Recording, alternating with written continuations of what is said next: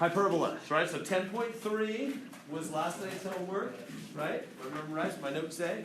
So we're in 10.4. We got to finish 10.4 today, really, and then tomorrow's review, right? So definitely, I'm going to try to make tomorrow beneficial. Tomorrow, Thursday, we're going to review. I'm going to go over practice exam number 3, right? Practice exam number 3, because you know Monday, Tuesday is exam number 3, right?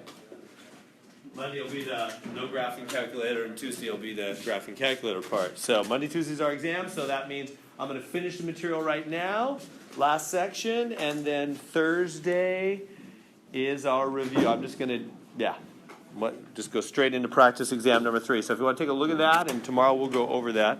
I'm hoping that'll help, because our scores dropped a bit for exam 2, and so maybe a good review will help. All right, so here we are. We're doing hyperbola. Let me tell you about the general story with hyperbola. Hyperbola is just about like ellipse was. So this will be easy, because it's almost the same as last time. Doesn't that look like what we did last time? What's the only difference between that formula and what we did last time? Minus in the middle instead of plus. Yeah, hyperbola has minus in the middle. That's right. And ellipse is the same thing with plus in the middle. That's the only difference. I'll show you what the hyperbolas look like in just a second, but that's the first idea. Only difference is the sign in the middle. Okay. So with that in mind then, what do these things look like? So if you have x squared over a squared minus y squared over b squared equals 1, let me show you how you graph that thing. What it's going to basically be, now if it was a plus in the middle, what would you do first? You would say whatever's underneath x is right left. So you'd go, whoops, come on, let things shrink down there. You'd go over here to the right, a, and left a, and then whatever's underneath y is b, so you'd go up b and down b. And then you would make an oval if it was a plus in the middle, because it would be an ellipse, an egg shape, right? You would make an oval connecting those 4 dots. But of course, it's not a plus in the middle. It's a minus. So what are we going to do different when it's a minus? Instead of making an oval, you guys tracking with me? This is what you're going to want to write down. Instead of making an oval through those 4 dots, you're going to make a dotted box. Dotted, meaning it's not going to actually be part of the final answer. It's not part of the real graph, but it's there to guide the graph. So you good so far? I'm doing the hyperbola. This is how you graph a hyperbola. So instead of making an oval through those 4 points, you make a dotted box. Everybody good so far? Dotted things on the graph mean they're not really part of the graph. They're just there to guide the graph, right? So make a dotted box instead of an oval, because we have a minus sign instead of a plus. And then, really the purpose of that dotted box is to fill in the diagonals. So now go from the middle and shoot out each corner with a dotted asymptote line. So right through the corner, see how I did there? Right through the other corner, and then through the other 2 corners. So go from the middle and shoot out 1, 2, 3, 4, all 4 corners. That's really what the box was for. You see, if the box was different shape, it would make the diagonal different shape, right? So that the diagonals are really, well, and the box, the whole thing. All that is dotted, so none of that is the graph. All of that is to guide the graph, right? These are asymptote lines. Those 2 diagonals are asymptote lines, meaning they will guide the graph. Now, how does the graph actually go? Let's do the actual graph now. You already know from yesterday I mentioned, maybe you remember, maybe you don't. The hyperbola is 2 branches, either right and left, turned away from each other, or up and down, turned away from each other.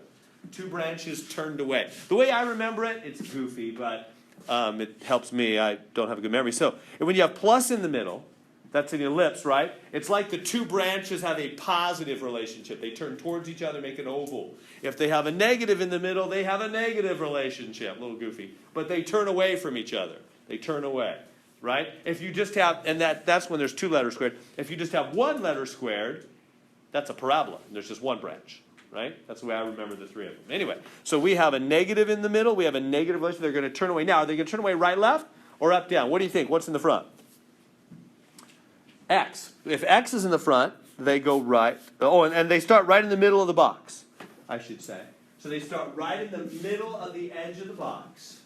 And it goes to the right, and then the middle over here, and the branch goes to the left. And they get infinitely close, closer and closer to those asymptote lines forever. Are we good? Yeah. So it's not which one's bigger, it's which one's first. Yes, well said. And that's an important point I want to emphasize again. Seth said it well. It's not which one is bigger, it's which one is first. That's true. So in other words, it might be x squared over just 4 minus y squared over 9 equals 1, and it's still right left because the x is in the front. Yeah. Or another way you could say it is the one that's positive, which we almost always put in the front. Right? It's the one that's positive, the one in the front. It's not the one with the bigger. Yeah. Because he's right, because with the ellipse, it was all about who's bigger, huh? That's where the foci were and all that stuff. It was all about who was bigger. So that's a good and important point, right? With the ellipse, it was all about who's bigger. With the hyperbola, it's all about who's in the front or who's positive. Because that's where it goes. Yeah, if y squared was in the front, then I would put branches up and down. We'll do one of those in a minute. And that's it. That's the graph.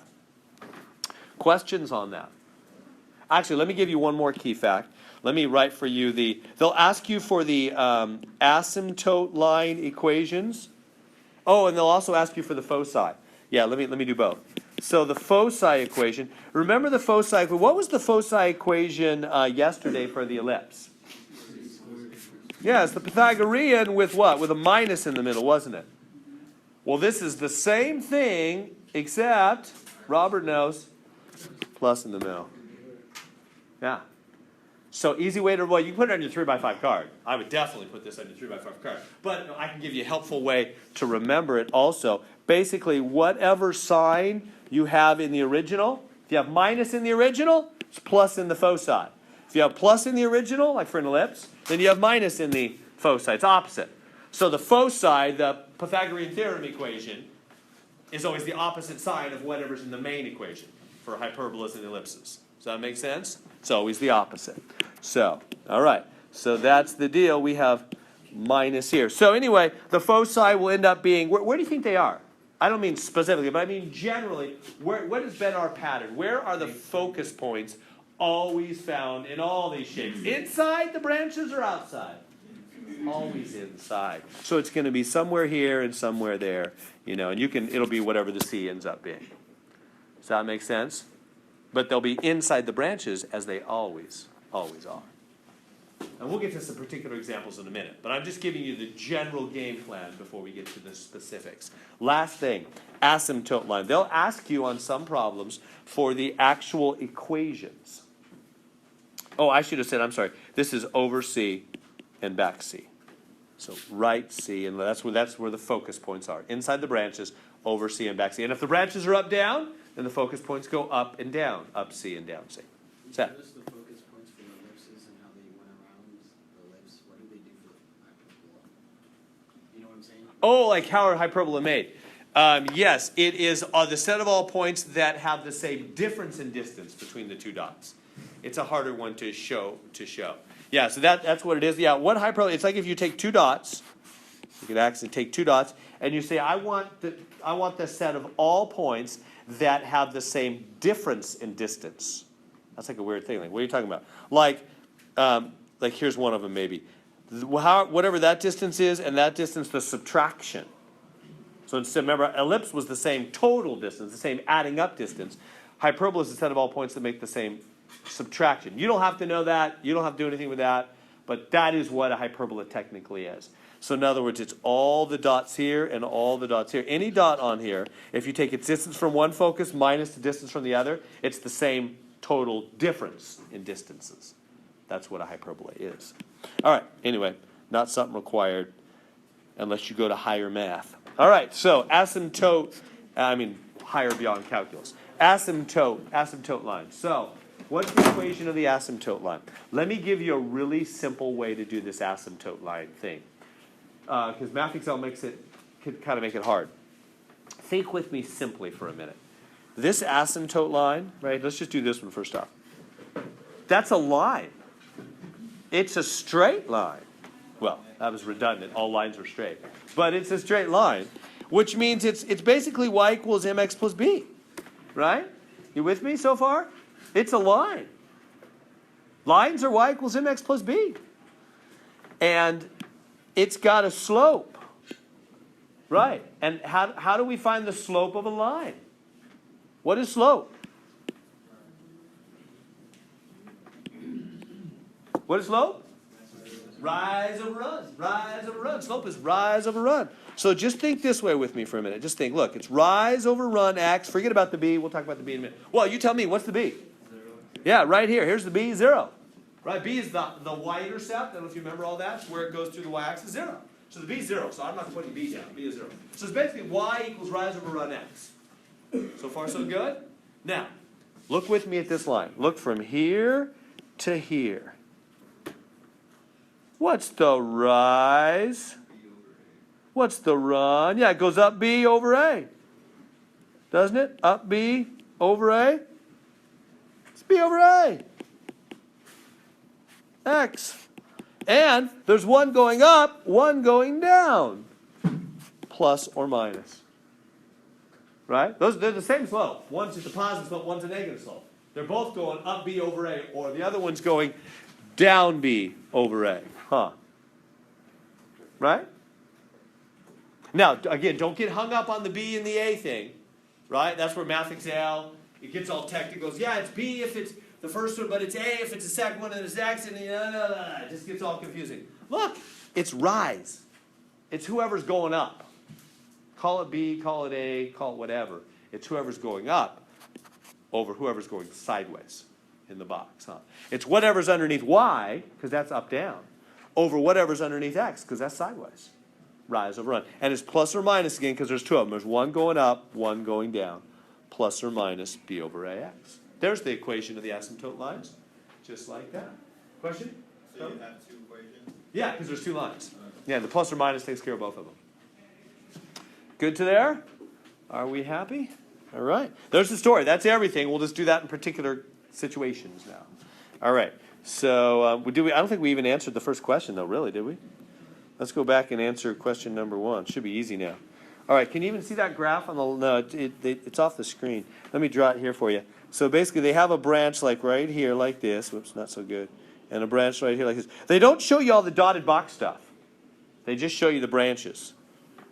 That wasn't very well drawn. That looks terrible. I mean, I got standards here a little bit. Even me for some artwork. All right, a little better. All right, anyway, a couple branches. That's what they're showing over here, but it's off your screen. And it looks like, I'm looking close, looks like it's hitting at 1. And this at -1, looking at the picture over there. I think it looks like it's tight. Yeah, it looks like it. Anyway, so which of those 4 graphs, which one of these 4, A, B, C, or D, is the right equation? Can you tell? First off, it's up, down. So who's in the front? Y. So it's either this one or this one. It's not these two. Because these two have X in the front. It's not right, left branches. It's up, down branches. Right? The branches are going up, up and away, and down, down. So it's one of these two. Which of these two is it, B or D? Yeah, you can tell because it's y squared in the front, and how much does y go up? Up 1, down 1, over 1 squared. Minus x squared over, I don't know what x is. Who cares? But it's D, because it's y squared over 1. It's just y squared, right? We good? So that's good enough. We can't find the rest unless they give me more information. I don't know how they got the 16, to tell you the truth. How would they know that? I have no idea. Maybe there's no way to know. I mean, I know this is the answer just by multiple choice. All right, let's move on.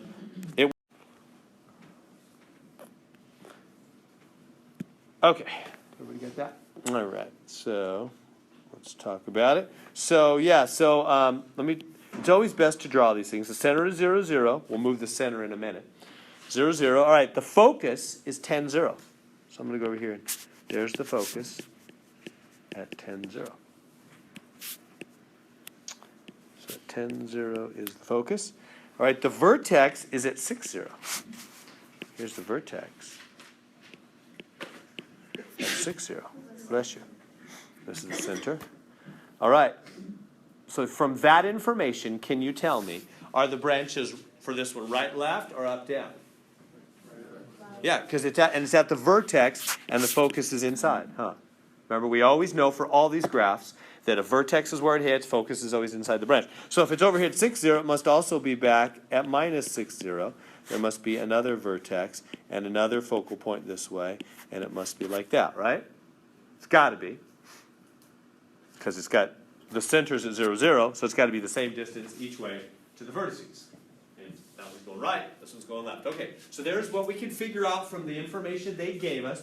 So what was this question I answered here? Well, they asked me, they said, the transverse axis.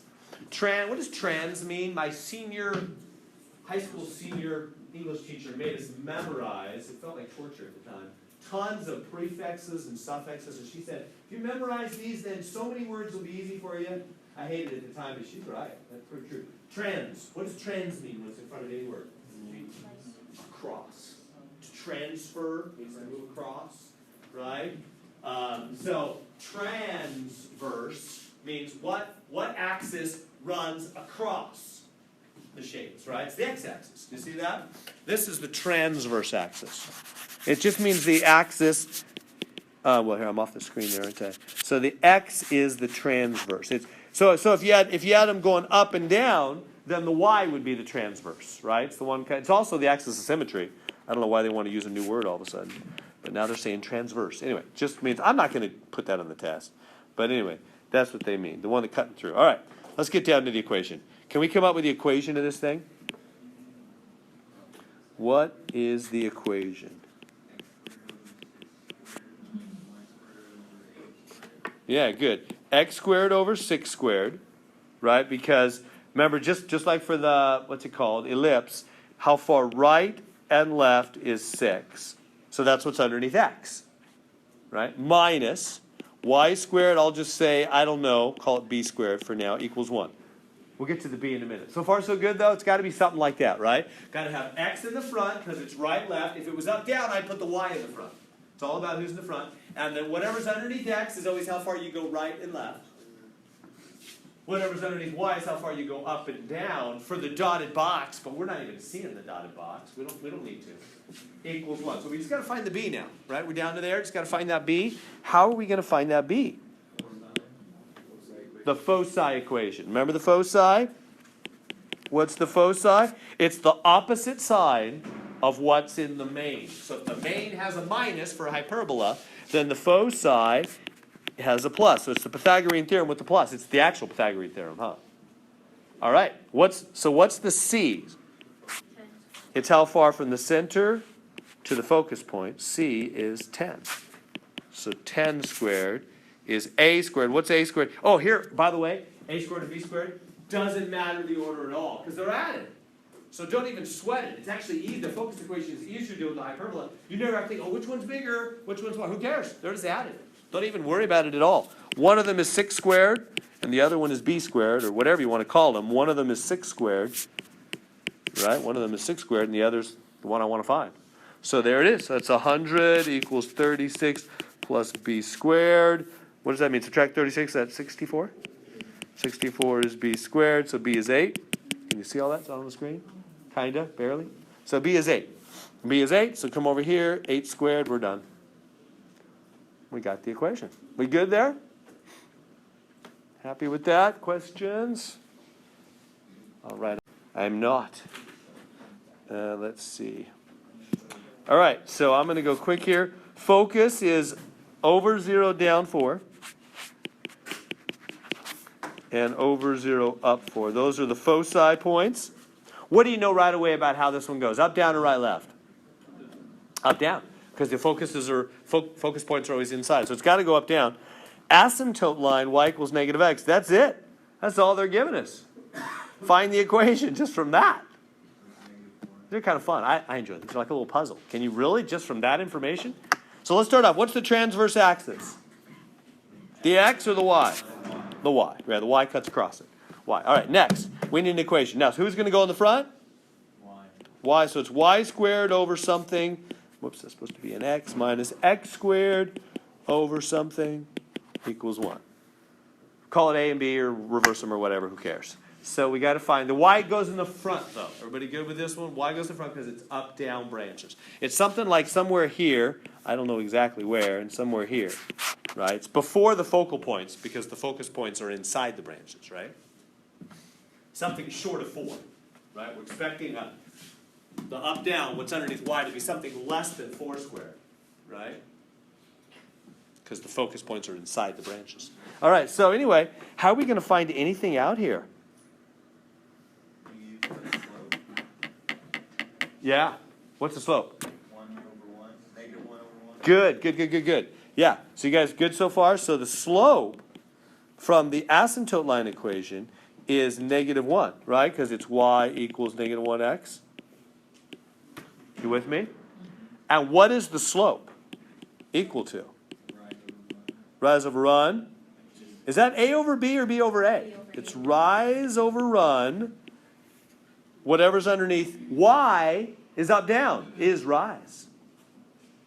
Whatever's underneath X is run. In this case, it's A over B. Last time I wrote B over A. Are you okay with that? Do you see that? This is what I'm talking about. Don't rely on just letters. Don't do math and science, monkey see, monkey do.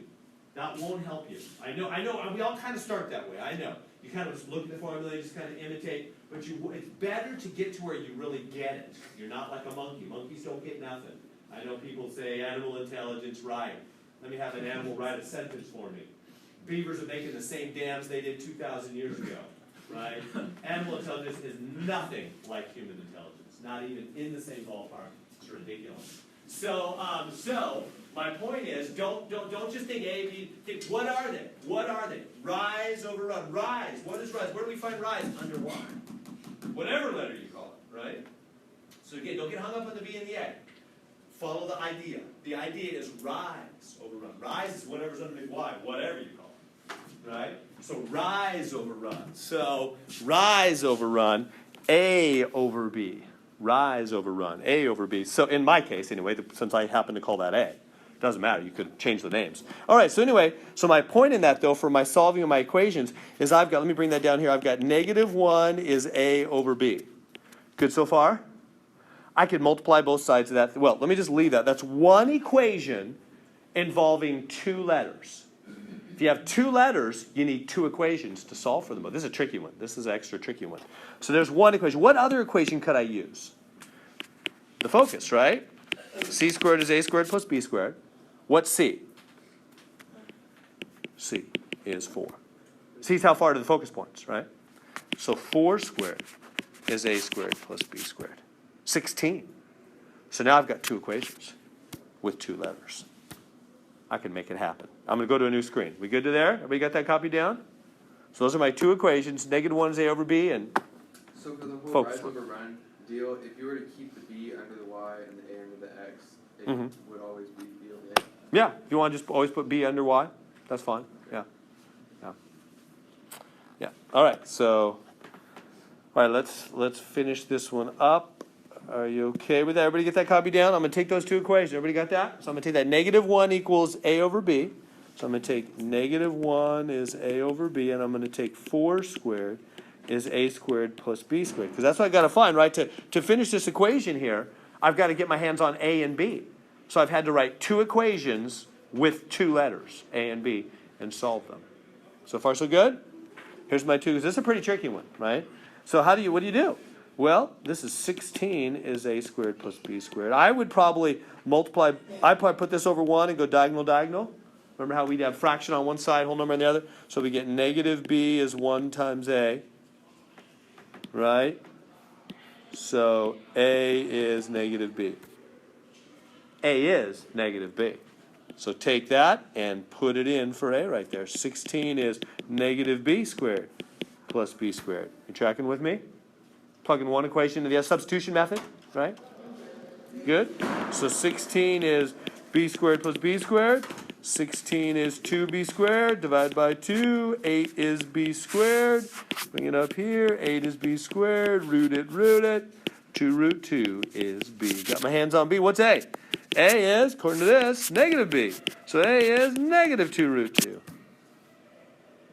Beautiful. Got it. Isn't that cool? I like that. It's a fun little puzzle. So let's wrap it up. What was the equation? It was y squared over a squared minus x squared over b squared is 1. So it's y squared over, what's a squared? If a is 2 root 2, a squared is 8. Right? Because remember up here, b squared, so a squared is 8.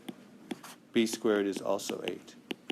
It's 2 root 2 squared. Am I going too quick on that? If you do 2 root 2 squared, it'll be 8.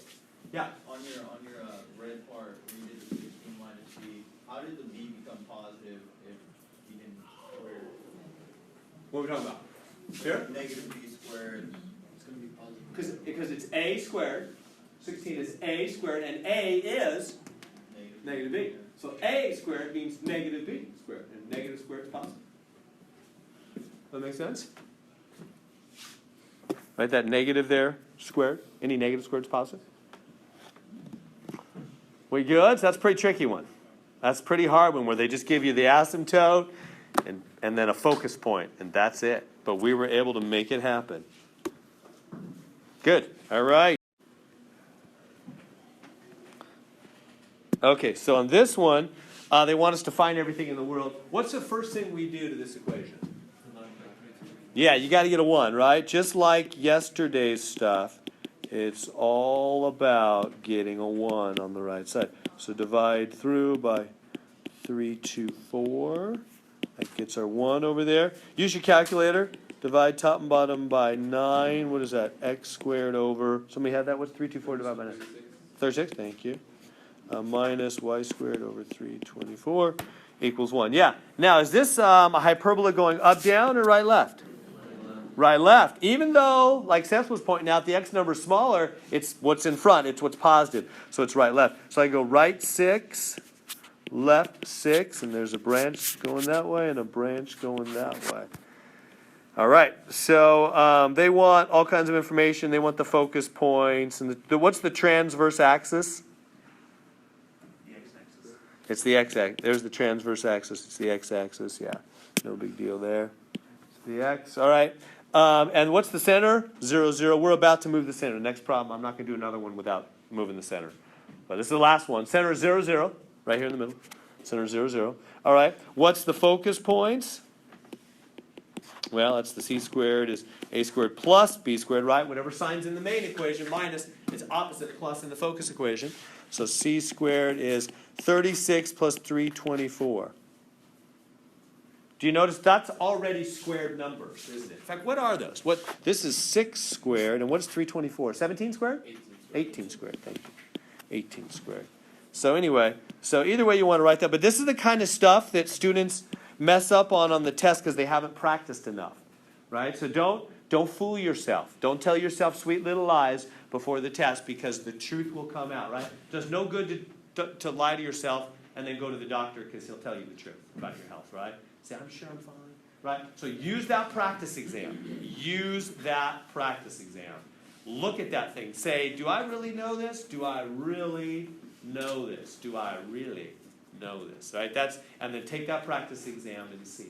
That's what you got to do. Because what I see on students who haven't practiced enough is they get all confused between the little stuff. And I know it's hard. There's a lot of details. I'm sure I would be too if I hadn't practiced it a ton. Like in other words, they'll put 6 here, or they'll put 36 squared, and they'll go, oh no, it's already squared, or is it 6 squared? All that little stuff that just takes practice. It just takes practice. You can go back over the homework, right? I told you my wife used to redo the homework 2 times before a test, right? You can go back over those. You can do that. That's what you should do to master it. Anyway, so it's 6 squared plus 18 squared. So whatever that is, what is it? 3, 8. What is it? 360. Thank you. And then root it. What is that? 6 root 10. It's 6 root 10, isn't it? Because 6 times 6 times 10. Yeah, 6 root 10. So C is 6 root 10. So where are the focus points? It's 6 root 10, comma 0, and back 6 root 10, comma 0. You okay with those 2 focus points there? Right, everybody see those? See how I come up with those? Right, if it's 6 root 10, then it's back 6 root 10 and forward 6 root 10, comma 0. So there's the focus points. Last thing, asymptotes. Let me see if I have room up here. Asymptotes. What's the asymptote equation? Y equals m, rise over run x, huh? So y equals, what's the rise? Rise is whatever's under y. But it's, whoops, that's x. It's the 18. 18, now it's not the 18 squared, it's just the 18. That's the kind of thing it takes practice. It's a lot of details. A lot of people who haven't practiced that, they'll put the 324. It's the 18. It's just the number that's being squared. Why? Because that's how you make the dotted box. All right. And x. It's the 18 over the 6. It's the rise. It's the number under y. That's rise. Over that number over x. Rise or run. So y equals 3x plus or minus 3x. Because 18 divided by 6 is just 3. Plus or minus, because there's one asymptote line going up. Right? There's one going up, one going down. Plus or minus 3. Can you read that? Plus or minus 3x. That's the asymptote line equations. Good? We got to go to centers moving. Okay, so center is 8, negative 3. So let's try this. So, yeah. So over 8. 1, 2, 3, 4, 5, 6, 7, 8, 9. So 8, 10. So at 8, negative 3. At 8, so this is 8, 9, and 10, right? At 8, negative 3 is the center. Here's the center.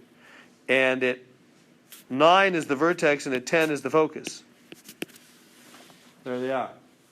So here, so it's going this way. Everybody see that? Am I going too quick? Everybody see how I found that? Right? They're all down 3. They're all at negative 3 level. They're all on this line, if that helps you. Right? But the center is over 8 down 3. The vertex is at over 9 down 3. And the focus is at over 10 down 3. It's probably off the screen, yeah. Right? How do I know it's going to the right like that? Well, because the focus is always inside the branches, right? For all the graphs we've done. So it's got to be going to the right there, doesn't it? And where's the other branch? It's going to the left. How far? Same distance. Same distance always. So where's that? How far is it from here to here? 1. So then it's back 1. It's at 7, isn't it? Right there. And it's going this way. And the other focus is back at 6, huh? Makes sense? See how I found all that? From what we know? Okay, so let's write the equation. Can we write the equation? Let's see. So which comes first? X squared or y squared? X squared. It's right and left, so it's x squared over a squared minus y squared over b squared is 1. So what is a? How far right and left? A is 1. 1, right? A is how far from the center to the vertices, right? X, right, left. X squared over 1 squared. Now I don't know b. I don't know how far up, down. How am I going to find it? Foci equation. Foci, c squared is a squared plus b squared. C, what's c? 2 squared. C is 2. Right? Because C is how far from the center to the focus. Didn't hang it. Let me stop. I'm going quick, but let me see how it works. The A, B, and C, they're always distances from the center to whatever, aren't they? They're not the place, they're the distance to the place. You guys catching that? C is how far from the center to the focus. A is how far from the center to where the X starts. B is how far from the center to where the Y starts, right? They're how far. So C is 2. So this is 2 squared is a squared, which is 1 squared, plus b squared. So that's 4 equals 1 plus b squared. 3 is b squared, which is good enough. All I need to be is b squared. Well, b is root of 3 if that helps you. So this is root of 3 squared, which is 3 if you want. I don't care how you put it on the test. So it's root of 3 squared. You can just make it 3. I'm fine. Or root 3 squared. I'm happy either way. We're done. We got the equation. That's all they wanted, right? And the graph, and we got the graph. Good on that? Questions? Now, in the interest of time, I'm not showing all the dotted boxes, but you need to show the dotted box for the graph, because you got to have the asymptote lines to guide. That tells you how wide or narrow the branches are. Those asymptote lines do, right? I'm just running out of time. Yeah, I don't have time. But I did one of them with you where you do the dotted box, right? So maybe I'll do it on another one. Was there a question? We good? All well? Do you Tim? really need the dotted box for it? I mean, couldn't you just work the equation out for the asymptotes? I'm not to find the equation, but for the graph? Yeah. To do the asymptotes on the graph, couldn't you just do it by the equation, not the box? You could. Yeah, that wouldn't be all that easy. The box would be easier, I think. But yeah.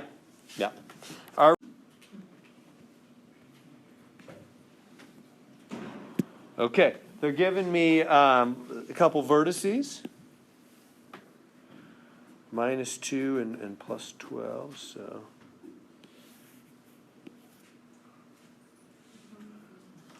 -2 and then plus 12. 5, 6, 7, 8, 9, 10, 11, 12. On the screen there, yeah, 12. Down 2. So one's here and one's there, right? So at back 2, down 2, and at over 12, down 2, there's a couple vertices. Good so far? Now, we'll get to the asymptote line stuff in a minute, but first, let me give you 30 seconds, 20. Find the center. That's all it should take. But I know it's tricky if you've never thought about it before. Find the center of -2 and 12. Because that's the center, right? Find the middle of -2 and positive 12.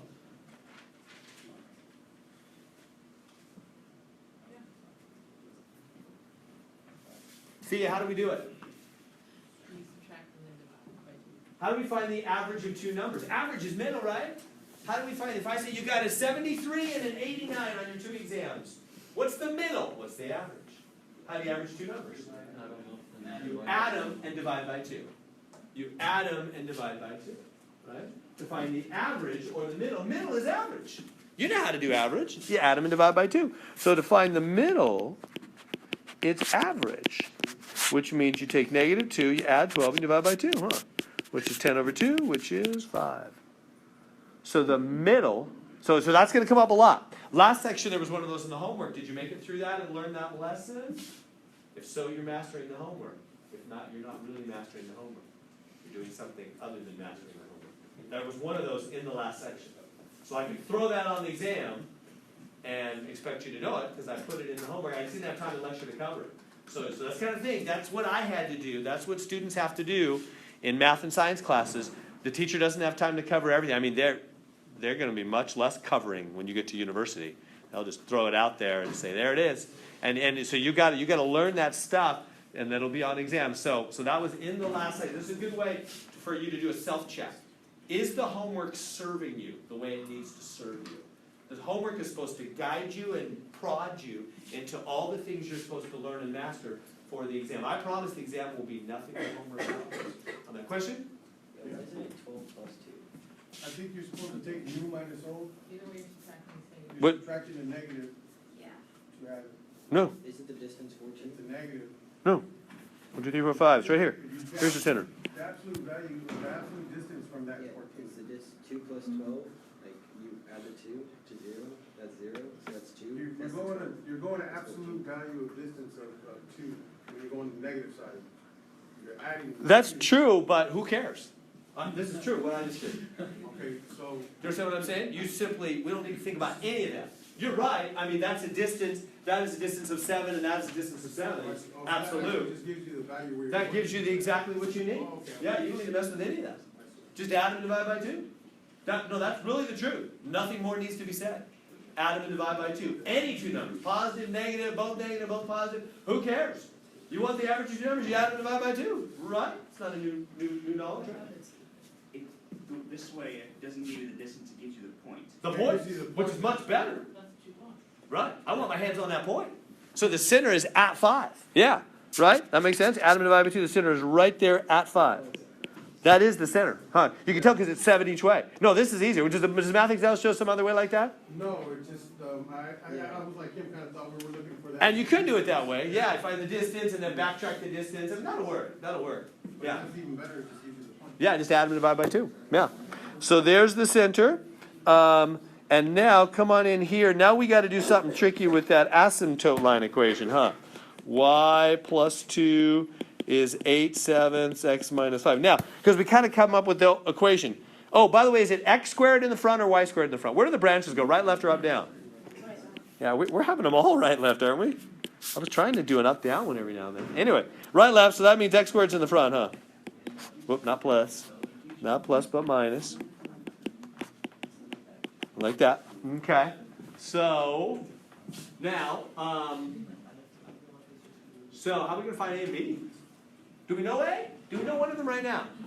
What's A? 7. Because A is how far from here to there?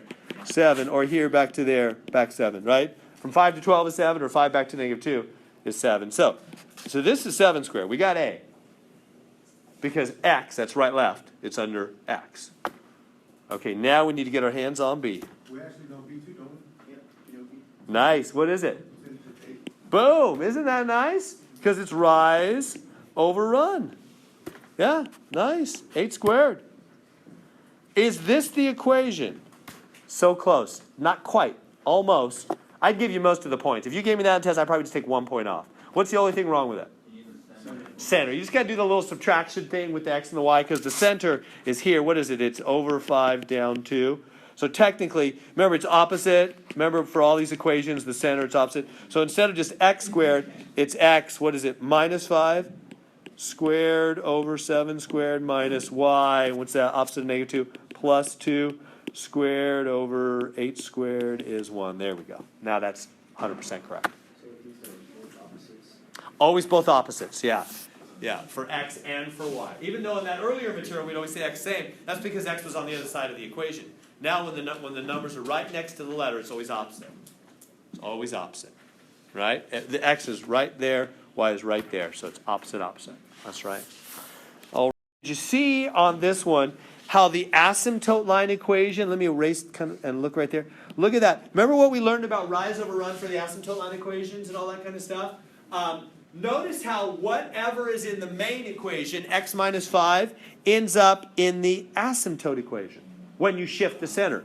And y plus 2 ends up in the asymptote. So that's how you handle the b, like Seth was asking about. How do you handle the b, y equals mx plus b, when the center has been moved?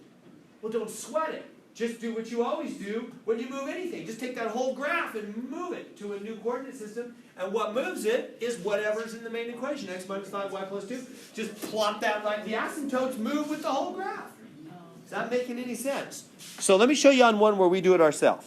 And I think it might be word problems. That's the one good thing. Hyperbola, you will not get a word problem in the hyperbola section. There are none. I mean, there are, but I cut them out. They're super hard.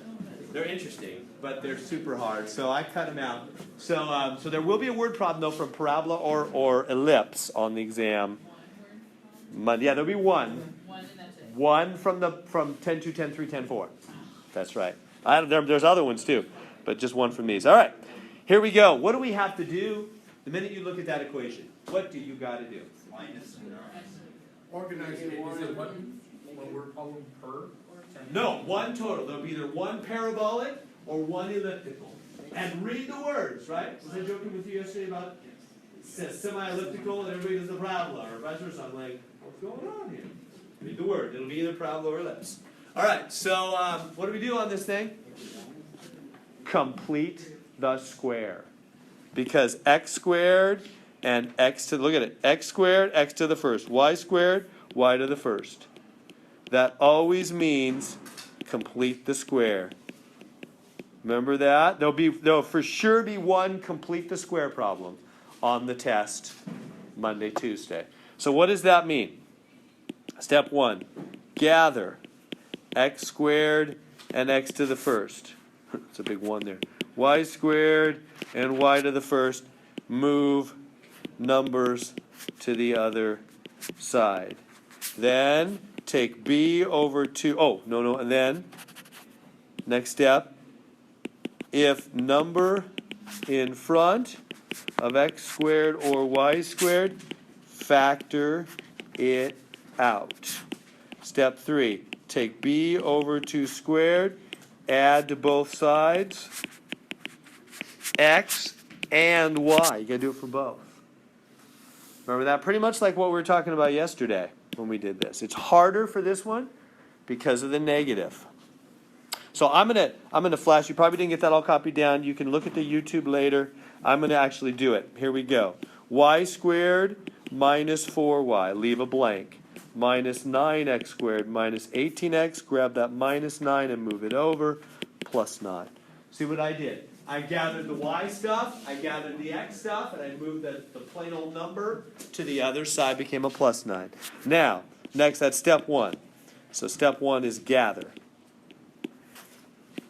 Now, step 2, factor out that minus 9. That would be x squared plus 2x. Everybody good to there? Factor out the minus 9. There's step 2. Step 1 is gather. Step 2 is factor out the minus 9. What is step 3? Find the magic number. Grab the middle. Put it over 2 squared. That's minus 2 squared. That's plus 4. Add 4 to this side. Add 4. Is it on the screen? No, it's not. Add 4 to the other side. Add 4 to both sides. Grab the middle here. Put it over 2 squared, which is 1. Add 1 to that side. But when I add, here's where everybody, not everybody, here's where a lot of people stumble. This separates the A's from the B's readily. When I add 1 right there, in the parentheses, under the influence of negative 9, if I really multiplied that out, there would be a brand new negative 9 that was never there before. Wouldn't there? Right? If I was to FOIL this, I'd go back to negative 9x squared, negative 18x, negative 9. Right? This guy was there all along. This guy was there all along, but he's new.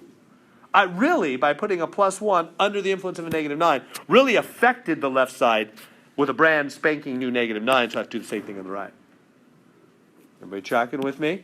You got to do the real effect the same on both sides. That's the part that fools people.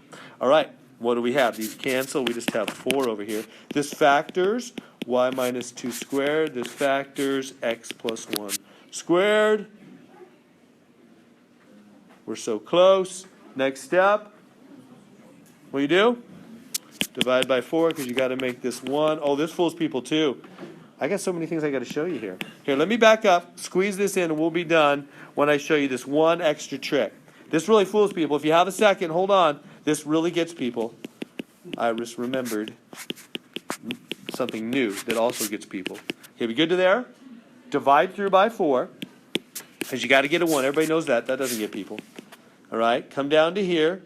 Y minus 2 squared over 4 minus, what do we do with this? This is what gets people. What?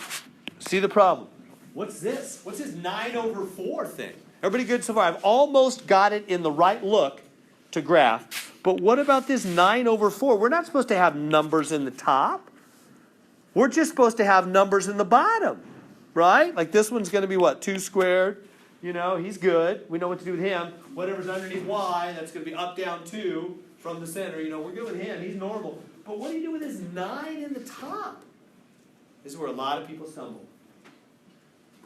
You're not supposed to have numbers. We have to give it a certain look. What look? Numbers only in the bottom without really changing the value. How do you do that? How do you make it really be 9 over 4 by only putting numbers in the bottom? Everybody hear the? Put it over 4/9. Because if you flip that up, that's the same as 9 in the top, 4 in the bottom, isn't it? And now it has the look, which is really what? 2/3 squared. Now you can, so that's right, left, 2/3, because it's under x. Huh? So you can graph it from there. All right, there we go. This is due tomorrow. We'll review. We'll go crazy for 15 minutes in review tomorrow. Have a